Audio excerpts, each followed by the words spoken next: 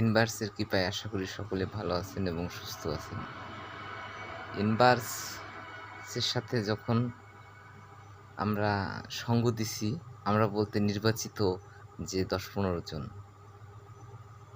তাদের চলন বলন ইনভার্স তখন লক্ষ্য করত এবং আমাদের দ্বারায় যে ভুলগুলো হইতো তিনি বারবার বলছে যে, আমি যা কিছু করি তা তোমরা করো না, আমি যা তোমাদেরকে বলি তাই তোমরা শোনো।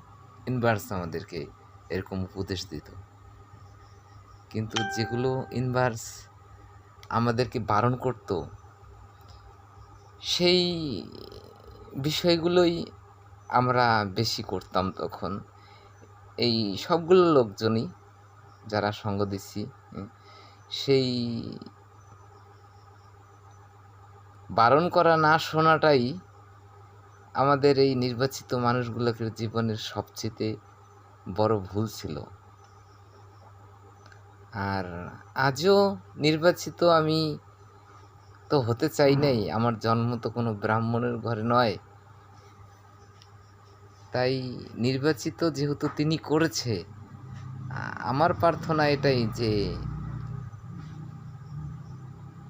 আমার পরে যারা আসো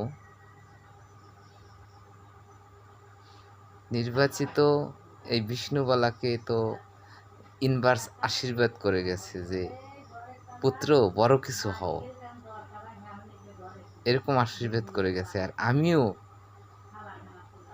তোমাদের জন্য আশীর্বাদ করি যারা আমার পরে আসো, যারাই ইনভার্সের ভক্ত আর কি, যে তোমরা একদিন বড় কিছু হও। কেননা ইনভার্স তো সারা পৃথিবী জুড়ে আছে, তিনি গুরুর মধ্যে বাস করে।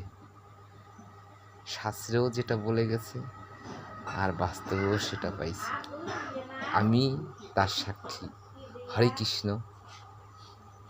আশা করি সকলে আমার কথাগুলো বুঝতে পেরেছেন।